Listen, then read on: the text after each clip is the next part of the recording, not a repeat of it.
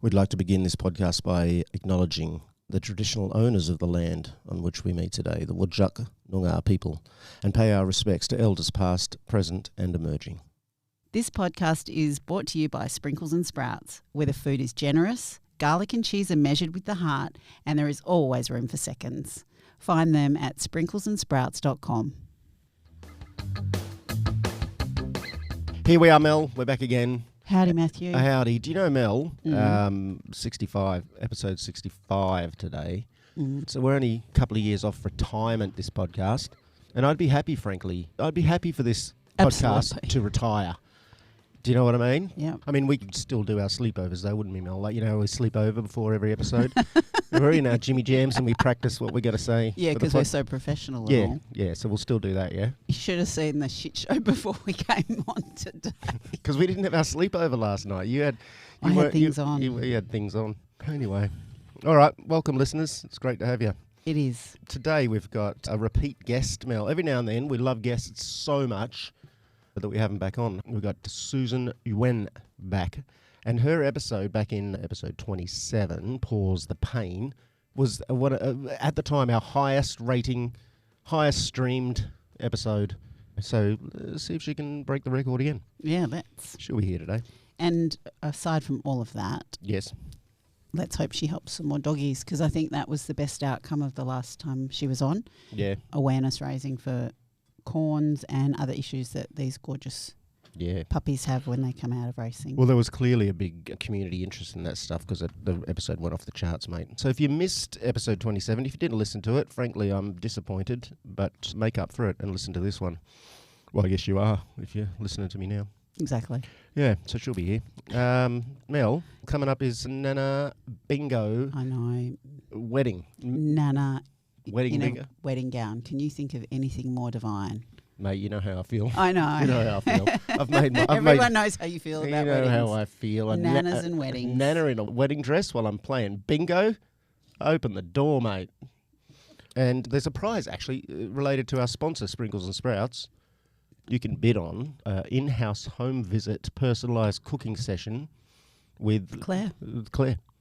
And From she's Sprinkles and Sprouts. she's a star, mate. She's like a celebrity. You have a celebrity in your house. Did you know how her story came to be? To be? How did it come to be, Mel? She was in Mandurah, Yep. a single mum. Yep. And then she joined this entrepreneur mum community group that they had in Mandurah that they were offering at the time, and how to start your own home business for mums that needed something more flexible than being out of the house for up to 12 hours a day trying to work. Yeah. And she started from there, and she did so well. Yeah, if you go and check out on YouTube and that, you can see the story. It was on A Current Affair, I think, or Channel 9 and things like that, reported on it. So when is Nana Bingo, by the way? Nana Wedding Bingo, just to our listeners so that they're aware. It's on the 16th of May. 16th of May, so it's only a couple of weeks away. Exactly. You can buy tickets on the Humanitics website, or you can go to the events page of Free the Hounds on Facebook. Yep. And, you'll find the tickets there if you just search up Free the Hounds. Oh, they sell out, Mel. Yeah, they do. They did last year. Know, it's just so get in. If you haven't got in by now, you might be out of luck, but give it a shot. We still have some available. Do you? Yeah. All right. Yeah. But getting close, people. All right, is that about it? Get your frocks on. I'll have my prettiest frock on, Mel. Yep. What else is going on? Anything at all? Not really, no. No? To be honest. All right. Well, because you're all taking a big breath out after the, the inquiry and the hearings, and we had a chat about that last time. Yeah. But what a stars you guys are. Honestly, you just... Have you had time to relax, Mel? Have you had any time just to put your feet up, take a little bath like you do sometimes on our pajama nights? Have you had a chance, Mel? No. All right. No. All right. No. Your time will come. Oh, mate, you need to create chemistry for this podcast, and that's how we do it. That's how we do it. I rub Mel's feet while she's soaking in the bath. No, he throws acid in it while I'm sitting in it. There's some chemistry. That's the chemistry. All right, enough of this madness.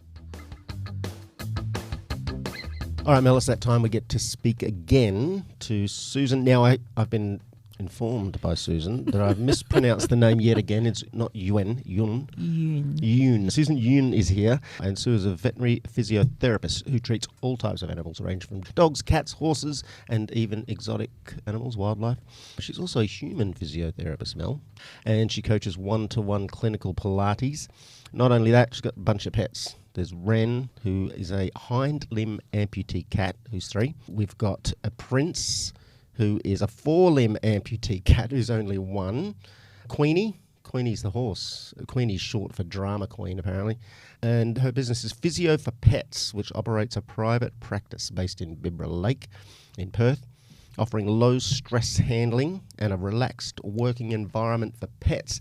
And also, Sue is, as I said, was the previous record holder for one of our podcasts. So there's a big interest out there in the community for the stuff that Sue does. And she's been gracious enough to come and sit with us again today, Mel. Hey, Sue, how are you? Good, thanks. Thanks so much for having me back. Oh, I'm really excited to talk to you guys again. I think it's something that anything that can help the greyhounds or another alternative, I think our listeners really resonate with.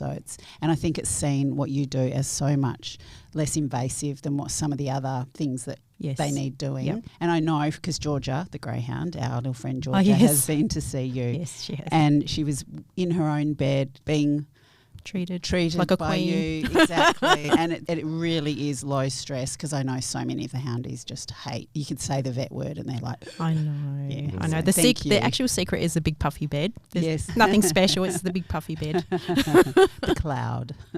Yes, and I learnt quite a bit last time, Mel, actually, from Sue. I didn't know as much. There was so much sort of info about this particular issue that can happen with greyhounds. And we spoke about corns and the related decision to get now you're going to have to help me with this term, flexor-tenotomies? Flexor-tenotomy. A flexor-tenotomy. It sounds a bit sort of dry and whatever, but it's actually really relevant to hounds. Could you just give our listeners a reminder around the debate around the cause of corns in greyhounds, and also there's a bit of a sort of debate around whether to get this procedure, this flexor-tenotomies. Is that right? Did I get it right? Tenotomies? Tenotomy. There you go. So first of all, what's the corn business? What causes it? What is it? Okay. So before I even touch on the subject of flexor-tenotomy or the flexor surgery, which is quite controversial amongst greyhound owners, I'm going to just take one step back and talk about the cause of corns, because I think that needs to be addressed.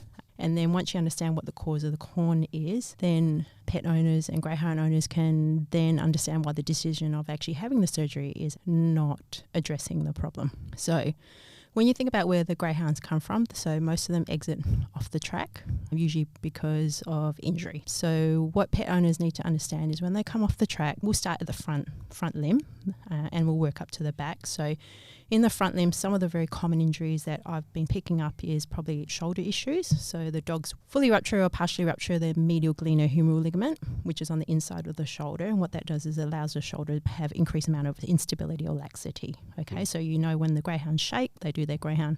Yeah. Like that. They seem to do the splits. So some of them do like humongous splits. Yeah. So that can be one source of pain in the shoulder. Okay. Elbows are normally pretty clear. The other areas which are very common is what they call around the wrist area, what we call the carpal joint, okay, because that sustains a lot of high load. So I think a lot of the greyhounds, they do sustain like a ligamentous type of injury in their carpal joint, which eventually then leads to arthritis of some sort, because most of the hounds coming in will have restricted amount of bend in their carpus, and there's certain patterns, because I think in WA we race anti-clockwise. So you think, okay, which leg is sustaining more force? So sometimes that might be more common amongst the left carpus joint versus the outside. So the inside joint has a much higher load and the outside leg sustains more torsion. Okay, so wrists are actually very common. The other area, if we go further down the front limb, is toes often get overlooked amongst veterinary professionals. Very common toe injuries are sprains, so that's normally signified by, if we look at the nails when the dog's actually standing, if they are not pointing forward and they're pointing inwards or outwards or upwards or in odd directions, then you have to go, oh, okay, there actually might be a problem down in the actual toe region. Okay, so toe sprains are very common. The other thing that's very common is flexor tendon injuries. And the reason why is because in order to sustain a very fast start, And normally the dogs are started from a standing box, if that's that correct? Yeah. Yeah, from a standing box, and then it opens, and then they have to generate up to, say, 50, 60 kilometres an hour in a very short space of time. So their toes are very important for gripping the ground to generate propulsion. Very fast speed in a very short distance. So if you generate a lot of force on the actual toes and they slip or something like that, then you can actually either partially tear the flexor tendons or you can fully rupture it.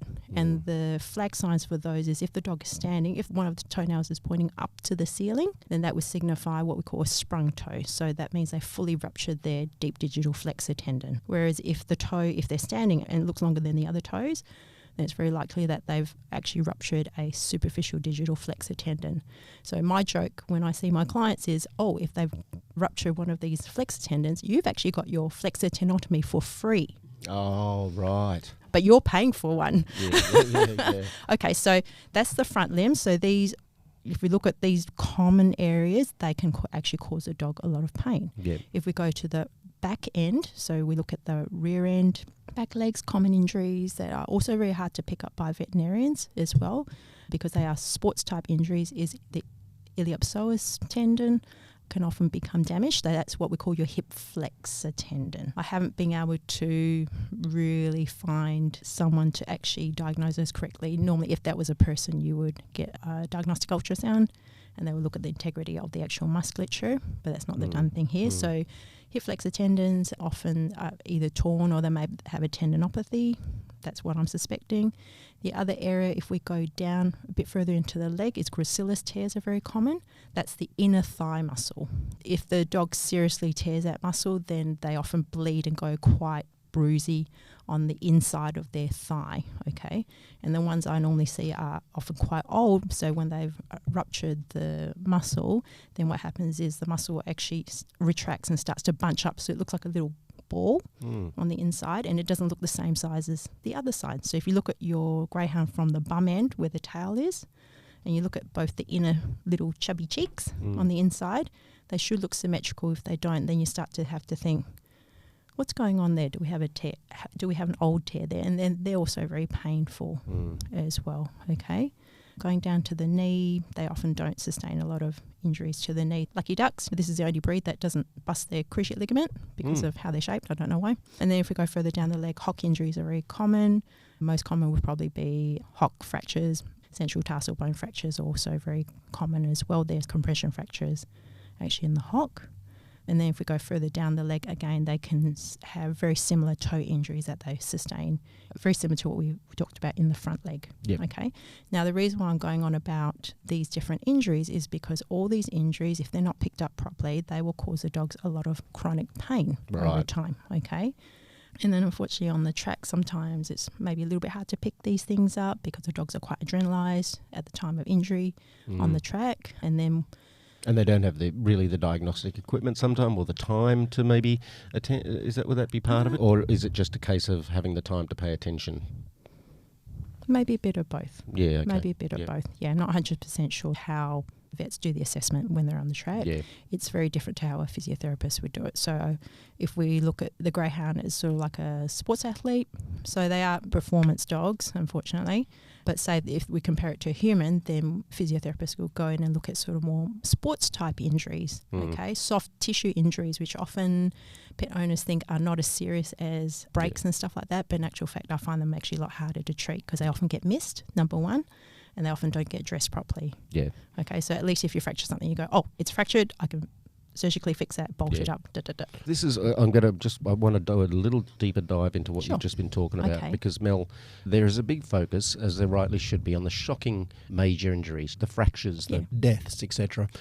I know you've spoken before about what gets missed is the wear and tear over time. That's so dogs that maybe haven't had a major injury or an injury that takes them out for a long time, and these dogs that are aged 30, 40 on average now, I think the impact of those wear and tear and little things that don't get picked up over time, I think, does that get missed sometimes, that these dogs get slowly raced and worn down? I don't even think that it's necessarily that it gets missed. I mean, I'm 100% certain that there are a lot that get missed or don't get reported as we wish they would. But however, the dogs are allowed to come back racing much sooner than they should be allowed to. Yeah. They are not given the time off, and therefore then what that's doing is cumulative. putting these building blocks into Correct. the dog then breaking down. And that, to me, it's a very different area, but that is got a lot to do with the sport itself, but also the tracks and the surfaces. Clearly they're not what is correct for these dogs to be running on. We know that the direction or the shape, but also the surface, and that's what causes these injuries to build over So time. a dog that seems having his 41st race, who superficially might look like he's doing fine, actually there could be a build-up of cumulative stuff happening for that dog. There has to be. Yeah, I really want to hear about this corn issue first, but I think there's something to be said about that as well. Yep. Okay, so we talked a little bit about some of the common areas that greyhounds can sustain injury. Now, the reason why I'm going on about that is because these chronic type musculoskeletal or sports types injuries create a lot of chronic pain over time. That often doesn't get picked up when the dogs are actually, say, transitioning off the track. They'll go into a rescue and then be adopted out to a pet home. So the issue with that is that if you have chronic pain, dogs are pretty clever at compensating, and they're even better than us because they've got 4 legs to actually compensate on. So if your dog has chronic pain, say, in the right front leg because he's got a very old shoulder issue that took him off the track, then it's very likely this particular dog will then start to shift how they want to hold their body weight. So if the right front limb's sore, they're going to go which way? Left. And then over time, you may check the paw pads on the left front limb and you'll start to get corns. So really the corns tell you a story. Right. They are the symptom rather than the... correct. Yeah, right. Yeah, it's actually a symptom of a chronic pain. Underlying Yep. cause, right. Yeah. And no one has to this date really ever questioned why they occurred. And I'm like, okay, let's change this story. Let's make this a person. You come in with a callus, you go to your GP, and he looks at your toe and go, oh, you got a callus on your toe. Let's just cut the tendon or cut that toe off, and that will fix the actual problem. Right. Okay, so if you always focus on the actual corn being the culprit for causing your dog's pain, then that is actually incorrect. And it's because you're not fixing the underlying issue, then would it like to just to continue to... We actually get more corns. Right. Yeah. Unfortunately, most of the current treatments at the moment don't address the actual cause of the corn, which is actually all these underlying musculoskeletal type injuries that the dogs have. Yeah. So now you sort of go, oh, okay, all right, my dog might essentially have one limb that's painful, or in some of these dogs it's usually multiple limbs. And the correlation is the more successful the racer, the more injuries. That's what I'm saying. Okay, so Right. I always ask when they've come off the track, how many races they've done. If they don't know, we'll look it up and just check. And so they're more likely to be more broken, so to speak. Jeez. Yeah. It feels so rough to me, Mel, because in effect what we're saying is you got the unsuccessful ones. They're kind of which- lucky Yeah. because they which- get off the track quicker. They get off the track quicker, but then the successful ones, the ones that get to race lots and lots, they're suffering in a more long-term way. Absolutely. And this is what we have said at the inquiry, is that there is nothing showing what happens to these dogs. And we haven't even had a cohort to be able to look at until the last probably 10 years, because they were all killed prior to that. Yeah. Nobody had them as pets. So People like Sue didn't exist. the longitudinal stuff hasn't even No. come out We're yet. only in terms just of- realising it. And Yeah. that's the worst part of it. Yeah. But just on this the corns, like my Yes. girl Anna, Yep. she had 2 toes amputated Oh, from okay. breaking them, From breaking them. racing. Yep, yeah. sure. So she would hobble, and obviously she had that. Oh yeah, see there they are missing on my tattoo. Bless. The 2 middle toes. Yes, Yeah. these toes. And they're So- pretty important toes because Exactly. they're actually the ones that weight bear, and the 2 outside ones are struts. So she got a corn in between here, So between where the toes had been amputated? between the pad where the toe was amputated Yep. and this toe that was still. So that would have Oh, been. interesting. That's really interesting. Would that have been Yeah, because she has to change the way she the walks. way she's walking? Yeah. So that therefore, yeah. It's rubbing a Yeah. callus Yeah, because if you've got nubs. yeah, she did little nubs. Yeah, so if you've got nubs, then she's trying to load those 2 toes that she Hasn't thought got. she did have. yeah. And the 2 outside ones are not really designed to do that. They're sort of like balances, Yeah. like on a ship. Yeah, right. Yeah, that's Yeah. right. That's really quite fascinating. I haven't heard Yeah. that before, but nothing surprised me with greyhounds anymore. That's exactly what you're saying. Yes. That clearly proves That's what right. you're saying. Yeah, because we've had a few other clients that they've had fractured toes in their dogs as well, and then the fracture gets better, but it's actually still painful over X number of years, and then they get a corn next door. Yeah. Because again, that same because they're change. going, I'll just change over. Yeah. Well, she ended up getting osteo in her right foot, and they said we could amputate, but there was no way she could have. No. Can you imagine the agony? One dodgy leg and the other one gone. 2 toes for the whole front bearing, and she was a big dog. That's really fascinating. Yeah. Haven't heard that one before. So there you go. I'm starting to get a little hint, Sue, of the second part of this question of in terms of your view around whether to get this procedure. I've got it this time, Rel. Flexor tenotomy. How's that? So I'm starting. Took me 7 times. It's okay. I'm starting to get a little hint that jumping straight to a flexor tenotomy might mean that you miss an opportunity to actually look at the underlying injury that the dog might have. Correct.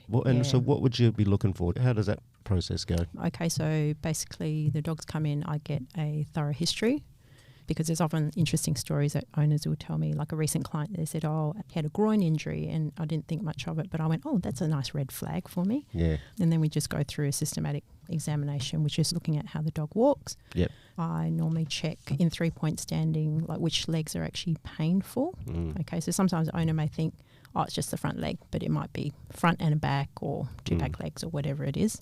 And then if the dog's able to lie down, then I actually go through each of the individual joints and we check all those out. And then there's actually certain manual tests that you use to check the tissue itself. Yep. So then we start to narrow it down. Is it the shoulder? Is it the elbow? Is it the wrist? Is it the knee or the hip or the hock? Okay, let's check the range. So if it's restricted in certain areas, that will tell me what muscle would be restricting that, rather than assuming everything that's a restriction is arthritis, which is very common as well. Yeah. I initially thought the same thing. I went, the knee only bends to 90 degrees. It must be arthritis. But as a human physio working 30 years, you just go, well, the knee should bend all the way out to the bum. It shouldn't stop at 90 degrees. And the end feel should be what we call a hard bony block if it's arthritic. Yep. Whereas often these just stop. Like the tissue the muscle shortened over time. It's not even making it to the... So not even making it. So it just never even healed to the full range that it had prior. Yes, because correct. it didn't heal correctly. Yeah, so it might be like a wrist. We bend the wrist. We know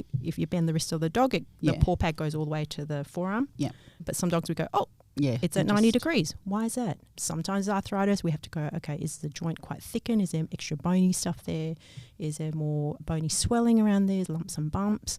If it's not, then okay, what other tissue other than the bones can contribute towards providing pain or would be damage for that location? Gotcha. Yeah. That's all. I love that little phrase you mentioned, that a corn tells a story. So you got to look for what the story is underneath the corn. Pretty much, yeah. And in all fairness, sometimes when people go into the vets to say, my dog's got a corn, and unfortunately greyhounds have a very high precedent of presenting with corns, but other breeds also present with corns. So if you went in with a Labrador or a Kelpie, they get corns too, but not as common. The approach would be totally different. But because greyhounds are so highly represented, then people just go on automatic pilot. And unfortunately, a lot of owners are offered flexor tenotomy as first treatment option, because I think that's what veterinary professions, that's just what they know to offer. Yeah. I was thinking it's similar to a GP, right? You go to the GP, I'm depressed, right? Nine times out of 10, it'll be... exactly. It's an antidepressant. So the depression is a symptom of something underlying. Yeah. And so you might want to look at the underlying causes. It could be trauma. It could be situational. It could be contextual. It could be... But the first cab out of the rank is antidepressants. It feels a bit similar to that. Unless you look at the story underneath what's presented. Yeah, and I think too, though, when you've got an owner coming to you with a dog that's in pain, and you know that while it might not be long-term what the dog needs, it's going to stop the pain, you would hope. It's a quick fix. It doesn't. No, it doesn't stop for the short term. It wouldn't stop the pain that the dog's feeling. Absolutely not. It actually permanently maims the dogs. Yeah. I was thinking this morning if I cut the tendon on my toe, I'll be walking around with my toe stuck up to the ceiling. That's actually how the dogs are. So yes, technically, if you want to argue it for that sake, yes, it does get rid of the corn, but it doesn't fix the underlying cause. Yeah. So that happens quite a lot. So we have dogs that have multiple toes cut multiple times. Wow. And the owners always come in and they're crying during their appointment when I tell them what's going on. I said, I can fix your dog, but I can't undo when you permanently cut it. Yeah. I've cut the tendons in my toes. Oh, The okay. 3 toes. And I was Is like, that no, it's because of your racing career as well, was it? I was actually coming out of a Muay Thai class and tripped Whoa. and cut it on the curb. Oh. And I thought, oh no, it's just, don't worry, take me home. Oh. And then my friend said, no, you got to go and get a tetanus shot at least, because this was in KL. Yeah, 3 tendons. And he said, if you ever want to move your toes again, you're going to have surgery. Yeah. That answers a question whenever I'm washing Mel's feet when she's having a... What that scar I've is. often wondered, and I've always too embarrassed to ask, so that's really helped me out, Mel. Yeah, and even with them sewn back, I still can't bend them fully like I can the other That's ones. fascinating. Yeah. Because you can actually empathise firsthand. I've never Yeah, thought of yeah, that yeah. until today. Yes. Yeah. She Wow. literally walks in the greyhound's shoes, this woman. Pretty That's much. Pretty much. That was my calling before I There you even go. knew a greyhound. Yeah. So look, Wow. Sue, there's many other things that, we've got an unprecedented number of greyhounds now coming into the community as companions rather Yep. than commodities. I believe there's more Mel companions. Yes, more pet greyhounds in WA as than there companions. are Yeah. those in racing. Sue, are there any other issues that you've found that rescued greyhounds are encountering after the track? I think the only other area I've missed is we haven't talked about the spine. They are also susceptible to disc degeneration just at the base of the spine. But I'm seeing that pattern more if they've had a very high successful racing career. Yeah. And that's really just from when they have to stretch out to full maximal extension and flexion of their spine when they're actually galloping. Yep. Yeah. But what I'd say to pet owners with greyhounds is that much as we've touched on some of the common injury, do have a look at your dogs. I do go walking every so often, and as soon as I see greyhounds with 4 booties on, I go, cons. Right. But check your greyhound's feet. Yep. Have a look. Have a think about what we've talked about today. If you can't get answers from your vet, try and see a physio. In saying that, not all physios approach greyhounds the same way as I do, so I apologise ahead of schedule. Yeah. I'm sure pet physios are great, but I don't think you'll meet someone who's got this sort of particular interest and curiosity in greyhounds, right? I'm very nosy. Niche. I'm very nosy because it really drives me nuts not to understand why something occurs. And even when I first started treating greyhounds, and it wasn't that long ago, only in 2018, and one came with a call, and I went, I don't know what to do for this. Like, why does this even happen? Looking stuff up. What do people normally do? Oh, they hull it, they soak it, they put booties on, they put salve on. And I was like, I couldn't find anywhere where it says what the cause is. The most common things that were being presented when I was doing my reading was it's either from papillomavirus, which I went, so.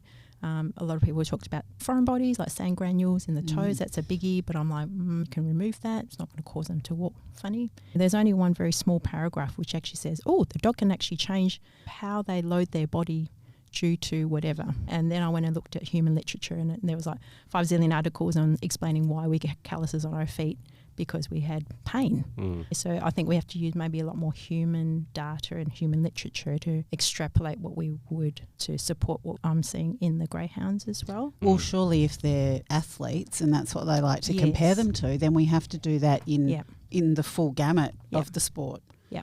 But you might have people refuting that because of the fact that we don't have any studies in dogs, because you have to have a cohort that's large enough, have enough money to support Study that it. particular study, and have a very strong study random controlled trials or longitudinal studies, which on looking at things that you guys have talked about, and that takes many years to track it. Best we get you a sponsor now, Sue. That sounds good. Yeah. Anybody out there? Sue is the corn whisperer. Maybe Racing WA would. Yeah, I don't reckon I'll cheek. jump Tongue in cheek, right that on one. board. I think a big thing I've taken out of this chat, Sue, is it's just to underline the fact that no greyhound has a successful, other than money for the trainers and the owners and stuff. The hounds They're are paying paid for for it it. with their bodies. Correct. And that's just unavoidable unless we stop doing it. On that point, though, I think it came up in the inquiry again, Mel, that there's a bit of a question mark. We've got at least a question mark over how the injuries are diagnosed, how they're classified, because we know that some dogs that are classified as no apparent injury suddenly aren't racing for a while, and they came up with all sorts of business, which I'm sure some of it might be reasonable that the dogs come into heat, but the fact is we don't know because they don't have to give that information, so it's all still a bit murky. But there's at least a possibility, given from what you've said, Sue, that there's underlying issues or cumulative injuries that are happening. They will get soft tissue sports injuries, Right. basically. That's the bottom line. And like I said, they're often a little bit harder to diagnose. What sort of stuff are you seeing that continue to cause greyhounds a lot of pain, and all of a sudden these things start emerging that maybe weren't picked up in their racing career? Yeah, I think iliopsoas injuries are probably the most common. So that's the hip flexor. The way I test it is really just by range of motion. So a lot of the dogs that I'm seeing are what we call chronic cases, so they have a different presentation as well. So if I'm testing a dog for iliopsoas injury, then what they will show is, because it's a hip flexor, you'll have limited extension, so the ability of the dog to be able to bring the hip backwards to their body. But they'll also have limited ability to abduct, which means they have restrictions in how far they can bring the leg out to the side. So when they do their little shakies, that might actually hurt them. Yeah, and it's a very important muscle. It stabilises the spine, but also helps to actually bring the leg forward. Okay, but in the chronic cases, because of how they've changed, how they've walked, and the muscles are shortened over time from pain or whatever it is, these dogs also present with limited knee flexion as well. So that's the curly one, because you sit there going, what muscle actually crosses all two of these joints and does X, Y, and Z? So I did have to check with one of my colleagues in South Africa saying, hey, what do you think of this? And I remember when I had my injury in my knee, I kept my legs straight for so long. My quad's actually short and I actually couldn't bend my knee. Yeah, even though that wasn't the actual injury itself. And then I started to think, oh my gosh, okay, so we can get shortening of certain musculature, which shows the longevity of this actual problem. But a lot of the hounds I'm testing have chronic iliopsoas injuries that are not diagnosed because you can't see it on x-ray because it's a soft tissue. So that's the other problem, is that if you're chasing everything with just an x-ray, which is only going to show bone, then these issues won't show up. If you check the dog in standing versus lying down, that also makes a bit of a difference. So that's one difference in how I examine my dogs versus how a vet would examine it. So they're a lot more reluctant to let their limbs go in certain directions in standing because it's hard for them to balance. They may have pain in the other legs as well that we don't know about. So if you're able to lie them on their side, they're more relaxed, and that gives you a better indication. And then the dogs, they're not going to be screaming or anything, but sometimes when you're checking these movements, how they show their pain may be really subtle. So it might be they lick their lips, they look at you with a big bit of a wow eye, and that's all you get. Yeah, they may not be screaming at you unless you've got an exceptional greyhound that's a screamer. Yeah. So no, they're generally quite subdued and very compliant. And they're not whingers, greyhounds, are they? Yeah. So you get the two extremes. You get the greyhound scream of death, when they tread on a leaf, a dry leaf. Yeah, and then there are other ones which are quite introverted, I would say, like they've introvert their pain. Yeah. But often for me, I still find they give very clear messages as to whether owners see that or not is a different story. Yeah, toe injuries definitely always get missed as well because they're just not the run-of-the-mill type of things that vets may not necessarily look for, or they may not know what they're seeing. Yeah.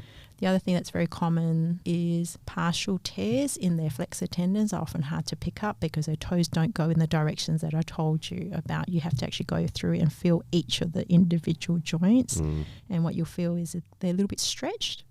A dog toe, if their flex tendons are intact, when you straighten the toe, it should spring back like a nice elastic band. Yeah. But if it's got, say, maybe a partial tear in the flexor tendons because they've been taking off or whatever, slipped on the grass, then when you straighten the toe, it's a bit lax. It's like stretching elastic band. It doesn't come back very well, and the end feels a bit loose. So you have to have lots of time to be able to check all these things, and it takes me a long time because I have to check every darn joint in all their feet. These things take a long time to examine. Maybe not something that the vets would be looking at into. When you've got 80 or 90 dogs to go through in one night, pre and post, you would never get it just couldn't happen. But you have to be pretty fast. Like I'm a bit faster now that I've done so many. Well, more of a hypothetical, playing devil's advocate, right? We often get this viewpoint that the greyhounds are athletes, but what we don't get is why aren't you taking into account treating, etc., all of the athletic injuries they get? What's going on with that then? Do you know where I'm coming from, Mel? Oh, 100%. And this is what we say to the government, because it is government regulated and owned here in Western Australia. It should be at the highest level of welfare. Give them a personal physiotherapist like athletes have, because we can talk about, again, I'm a little hepped up on this, because the dead dogs are visible and clear. What's not visible and clear is your quality of life. If I'm walking around with a sore shoulder all the time or a limp all the time, muscle and tendon tears, And we just cut off your toes. Yeah, right. You wouldn't do it, would you? It's a bit tongue-in-cheek, but that's actually what happens. Right. So what about the quality of freaking life for these beautiful creatures? Why isn't that... They've never had to worry until now Yeah. because they used to kill them. Yeah. So this was something that they haven't banked on, I don't think. Yeah, right. In all honesty, I don't think that they thought that the community would take these dogs into their homes and care for them the way they do. Right. Well, guess what? You can bank on it now because I've had 2 of the beautiful creatures so far, and I'm planning on getting, as soon as I've recovered from the Bunster, my bunny, I'll be getting some more as well because they need love and care and attention and the best possible quality of life, right? These creatures, and they're not getting it while we force them to run around a track at full pelt, as you mentioned, with all of the tension and the stresses that creates, and make them do it 30, 40, some of them 100 times. That's not a quality of life. That's done for the punters. So, come on, give us a rest. Give it up. All right. Is there anything else we've missed, Sue, that you think might be important for our listeners, just around any of the topics we've discussed around physio for dogs or the racing industry in general? I think we pretty much covered everything. I hope that's a little bit clearer than the first podcast that we've done, because we're being able to talk about the corn issue in a little bit more detail and why flexor tenotomy may not be so successful. I know some people will argue against it and go, yes, it got rid of the corn, and if that's all you're thinking about, then yes, it has. I would say, if in doubt, when you listen to this, please get in contact. We're very happy to have a look at your dogs for you. Most of the girls that have come through the postgraduate, they're training with me. They're well aware of how to examine greyhounds. So we're actually grooming the next generation of physiotherapists coming through. We've got some really great girls now in Perth that we could put you in contact with if you're north of the river or too far away or whatnot. And then for those wonderful people that contacted me from interstate, I'll do my best to try and help you. It's a little bit hard for me to check your dogs because I'm not physically there, but even if you did the most simplest thing, if we couldn't treat your dog and you went and got some pain cover for them, I'd be super happy. That's better than nothing. Yeah. Okay, so if we're talking about welfare, if you can manage pain, even if you're not having a lot of treatment, that's a good start. And we have had dogs that have been just on pain medication, then come back and had treatment a year later, and I just went, you didn't need me because your pain was so well controlled that your dog's actually walking properly, and the corns that you had previously have actually gone away. Okay, Wow. so it doesn't take much, guys. Yeah. All right, so if you're in Perth, come and see me. You're very welcome if you've got questions and stuff like that. But if not, then at least take the first step and try and get adequate pain cover. And that just doesn't mean short term, it means long term for these guys. And that can be a little bit of a trial and error as well, just working out what the best combination of medication is for your dog to help them feel better in the long term, because they deserve it. And sorry, just one other thing. I know a lot of people go to supplements and things like that. Yep. Is there something that you would recommend in those first few months while they're decompressing that people can put them on straight away that might be able to help them in the long term? Some of these dogs are in a lot of chronic pain, so we want to make a very quick effect. We have to use pharmaceuticals, unfortunately. Sure. So, and that then requires assessment first, and then maybe good fresh food. Yeah. Yeah, rather than processed stuff. Maybe start with that first is probably more beneficial. Yeah, because then that can help them later on if they do have to go on the painkillers right. and things. Yeah, because that's a often good point. I've seen dogs come straight off the track, and that was actually quite hard because as soon as we put them on medication, they didn't respond because it just wrecked their gut because their gut was so bad. So you had to take one step back. Yeah, great point. Thank you, Sue, so much. That's I always all right. learn so much when you're on, and Thanks so much for having me. I It's learn really things. nice. I learn things I didn't know at all, and then the things I thought I knew, I have a much deeper understanding of them, and I'm sure our listeners feel the same as well. So thank you so much for being here. And for those who want more, it's Physio for Pets. It's Susan Yoon. Very good. Not bad. Alrighty. Yeah. And the procedure she's been talking about is the flexor tenomeninus. That's right. We should rename it that. Yeah. Thanks for being on, and been awesome. Thank you so much. Thank you so much for having me. Thanks, Sue. Thanks, guys. Well, that was, I'd say, even better than the first time. What do you reckon? Absolutely. Yeah. I like listening to Sue. Yeah, It's calming. Yeah, and it is calming, right? And Her voice. It's reassuring. Every now and then, you've just got someone who not only has that technical knowledge, like she was using terms I've never even heard of. Like, I've learnt the flexor tenomeninus, though. That's pretty good. No, you haven't. You can't say I've it. nailed it, mate. I've nailed it. But no, it's the particular sort of passion, and passion's an overused word, but the genuine, authentic sort of Care. interest and curiosity about discovering what's underneath things. You know what I mean? And greyhounds need that 100%. Absolutely. Yeah. No, you're right. It was awesome. I think that'll wrap us up for episode 65. Yeah. Soon to retire. Well, Can't wait. Let's hope so. You know, well, is this podcast going to be rescued or retired? I think it'll be rescued from the racing. We're going to, rescue ourselves. Or no, we'll be not rescued either. We'll be survivors. Survivors. Yeah. Like our houndies are. Keep listening, folks. And, we're going to do it one day. We're going to release the hounds. God damn it.